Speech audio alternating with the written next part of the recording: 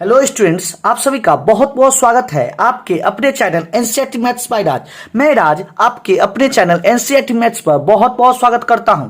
जी हां स्टूडेंट्स, हम लोग एक्सरसाइज 5.2 का सॉल्यूशन कर रहे थे, जिसमें हम लोग क्वेश्चन नंबर 1 देख लिए थे, क्वेश्चन नंबर 2 देख लिए थे। यह वीडियो आप नहीं देखे हैं तो आप जाके जरूर देखिए, लिंक आपके डिस्क्रिप्शन में दे दिया जाएगा, आप यह वीडियो जाके जरूर देखिएगा। चलिए आज देखते हैं क्वेश्चन नंबर 3। क्वेश्चन नंबर 3 का पहला नंबर क्वेश्चन है। क्या कह रहा है क्वेश्चन आपके स्क्रीन पर दिख रहा होगा। क्वेश्चन कह रहा है निम्नलिखित समांतर श्रेणियों में रिक्त खानों के पदों को ज्ञात करें। जो समांतर श्रेणियां दिया हुआ है उसमें कह रहा है रिक्त खानों को निकालने के लिए, बॉक्स का मान निकालने के लिए यह बॉक्स में क्या होगा।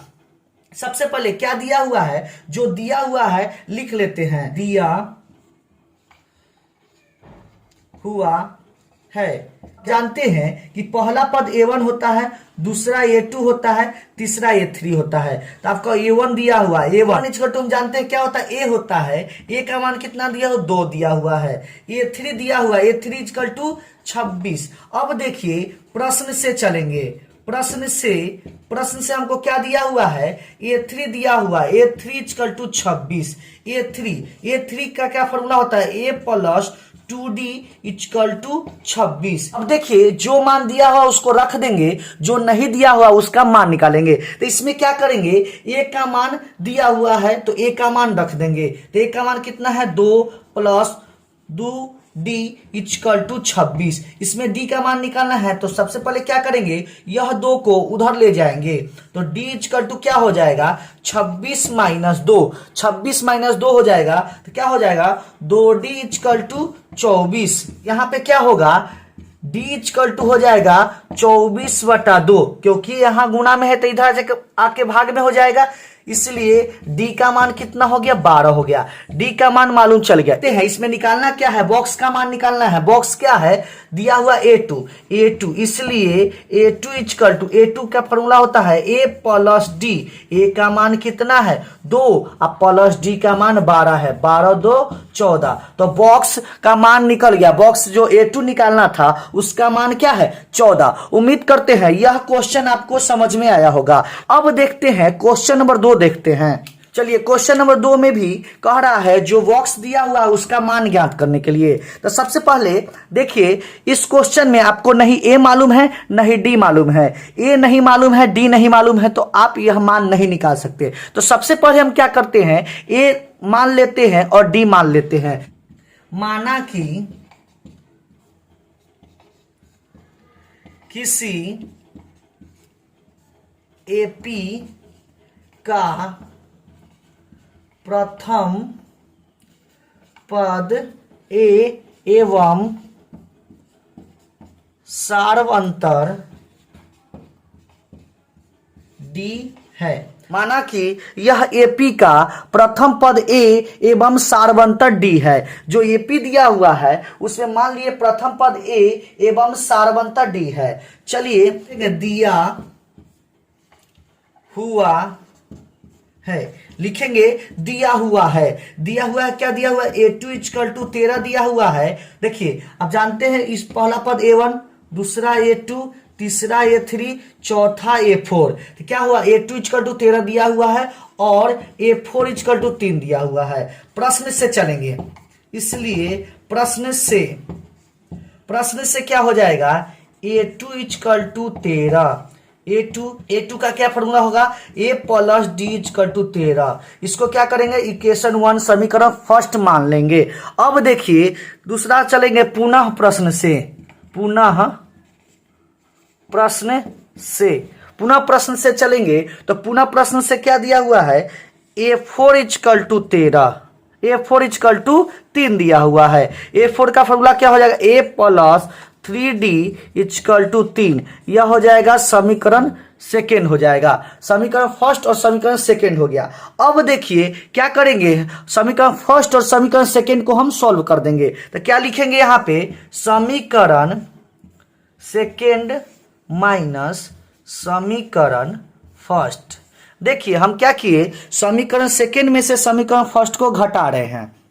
देखिए a plus 3d equal to 3, clear है। और ए समीकरण सेकेंड है यह, और समीकरण फर्स्ट क्या है, ए प्लस डी इक्वल टू 13। देखिए जब भी समीकरण को घटाना होगा तो क्या होगा, यहां पे जब भी यहां घटता है तो चिन्ह चेंज होता है, और जुटेगा तो चिन्ह चेंज नहीं होगा। यह आप याद कर जाइएगा, घटेगा तो चिन्ह चेंज होगा और जुटेगा तो चिन्ह चेंज नहीं होगा। तो यहां पे घट रहा है तो चिन्ह चेंज होगा। चिन्ह चेंज होने का मतलब यह प्लस में दिया हुआ है तो यह माइनस में हो जाएगा, यह प्लस में दिया हुआ है तो माइनस में हो जाएगा, और यह प्लस में दिया हुआ तो माइनस में हो जाएगा, और ऊपर वाला चिन्ह को भूल जाएंगे।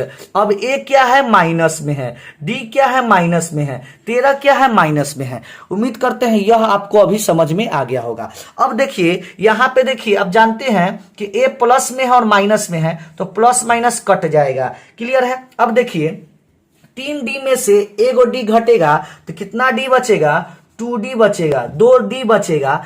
3 में से 13 घटेगा, 3 में से 13 घटेगा तो क्या हो जाएगा, -10 हो जाएगा। क्लियर है। अब देखिए यहां पे इसलिए डी का मान क्या हो जाएगा, -10/2, 2 से कटेगा 5 बार में, क्या हो जाएगा, डी का मान हो गया -5 हो गया, डी का मान -5 हो गया। अब देखिए अब क्या करेंगे, ध्यान से देखिएगा, डी का मान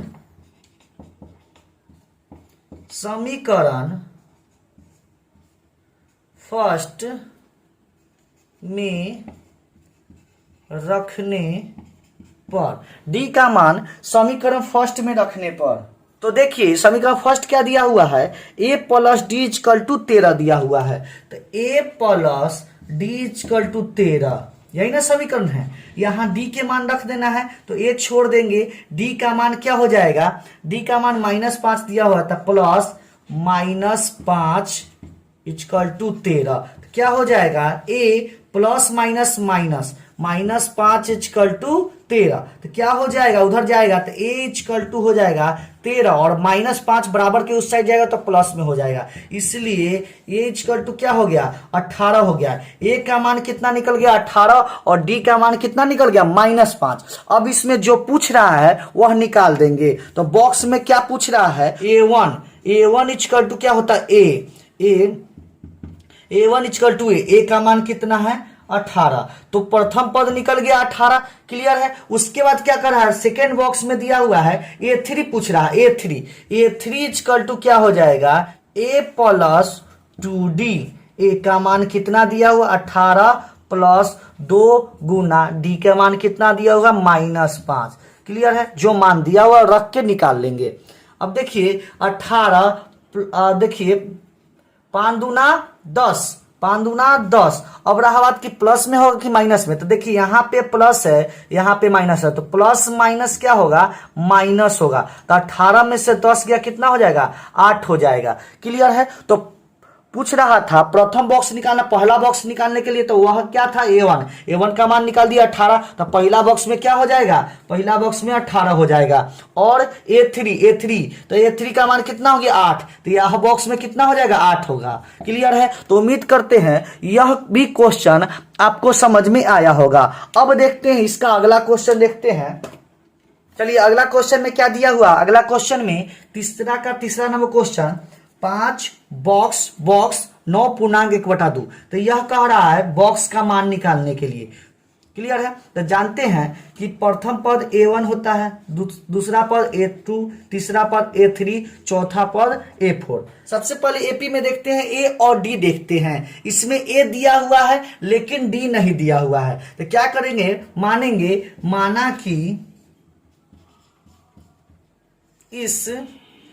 माना कि यह AP का सार्व अंतर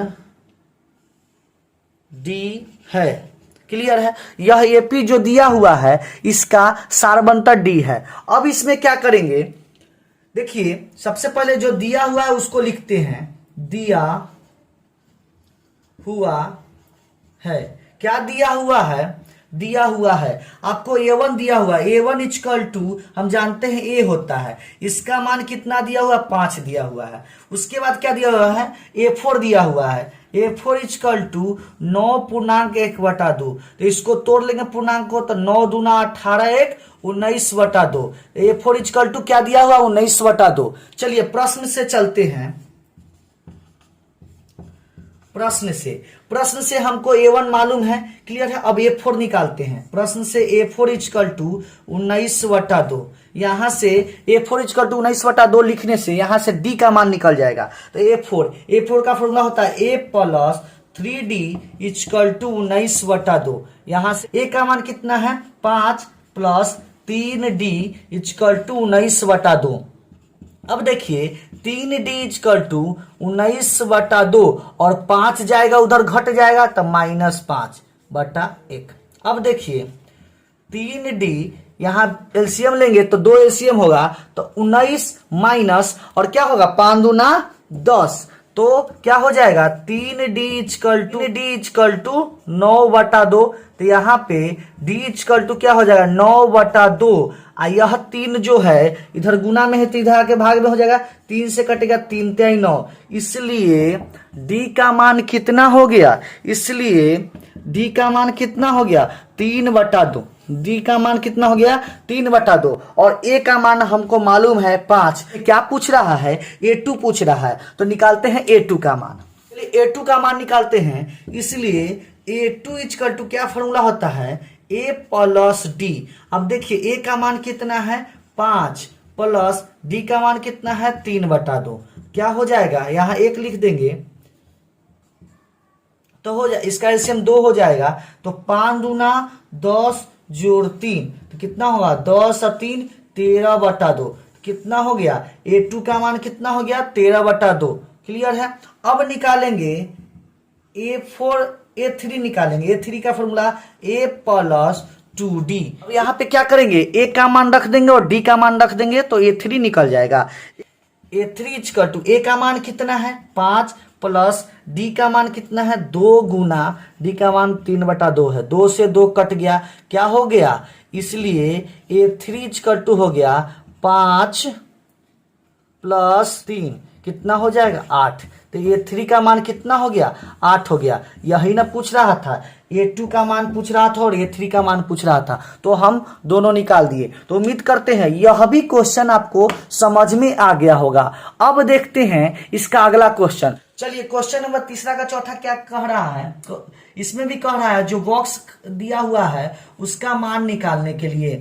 क्लियर है। चलिए बॉक्स का पहले क्या दिया हुआ है सबसे पहले लिखते हैं A1, प्रथम पद A1 होता है, दूसरा पद A2 होता है, तीसरा पद A3 होता है, चौथा A4, पांचवा A5, छठा A6। क्लियर है। अब देखेंगे यहां हमको प्रथम पद मालूम है लेकिन D नहीं मालूम है, तो सबसे पहले क्या करेंगे मानेंगे, माना कि इस AP का सार्वअंतर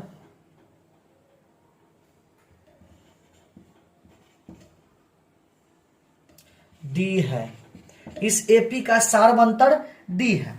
अब देखिए सार्वअंतर D है तो सबसे पहले जो दिया हुआ है वह लिखेंगे, दिया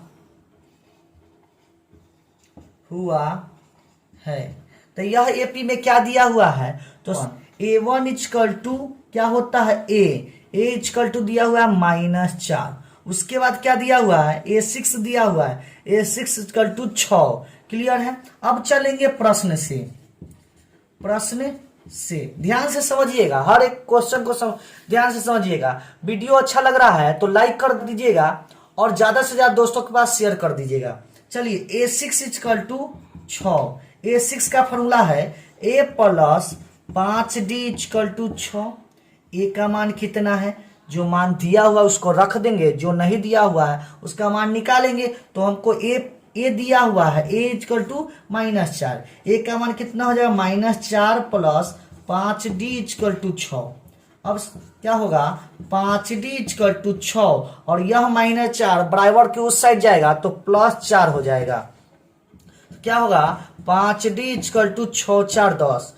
क्लियर है? तो क्या हो जाएगा d इजकल टू 10/5, 5 दूना 10, कितना हो गया? इसलिए d का मान कितना हो गया? d इजकल टू हो गया 2। d का मान कितना हो गया? 2। तो यहाँ पे a का मान मालूम चल गया और d का मान मालूम चल गया।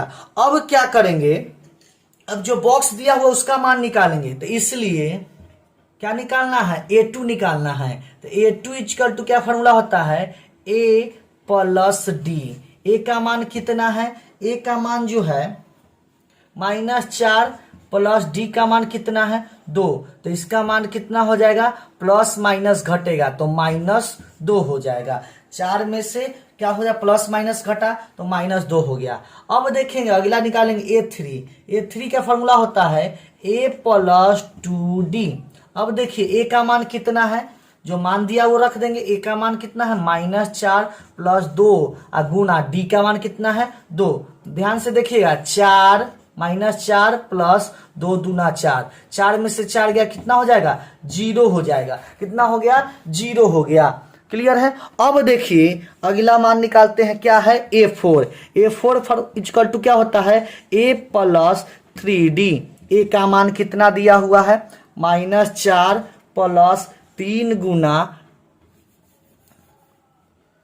क्या दिया? a का मान कितना दिया हुआ? -4 प्लस 3 गुना d का मान 2 दिया हुआ है। तो क्या हो जाएगा? -4 प्लस 3 दूना 6। अब क्या होगा? प्लस माइनस घटेगा तो 6 में से 4 गया, कितना हो जाएगा? 2 हो जाएगा। क्लियर है? 5 का फॉर्मूला क्या हो जाएगा?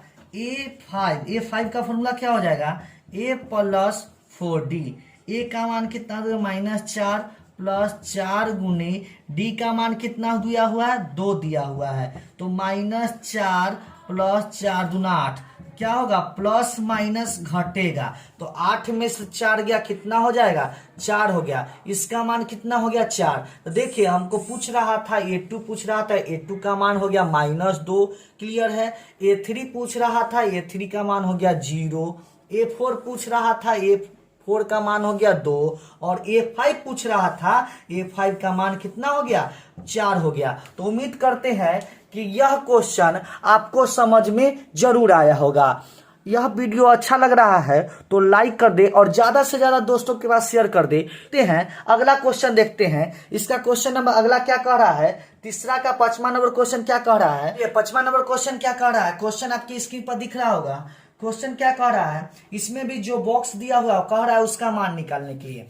तो सबसे पहले क्या दिया हुआ देखते हैं। प्रथम पद को कहते हैं a1 कहते हैं, दूसरा a2, तीसरा a3, चौथा a4, पांचवा a5, छठा a6। अब देखिए इसमें क्या कह रहा है कि जो भी बॉक्स दिया हुआ है वह बॉक्स का मान निकालने के लिए चलिए क्या करेंगे। सबसे पहले देखिए इस क्वेश्चन में ना ही ए मालूम है और ना ही डी मालूम है। तो सबसे पहले एपी के लिए सबसे पहले ए मालूम रहना चाहिए और डी मालूम रहना चाहिए। तो क्या करेंगे? सबसे पहले मानेंगे, क्या लिखेंगे?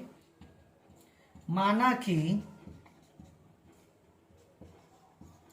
इस एपी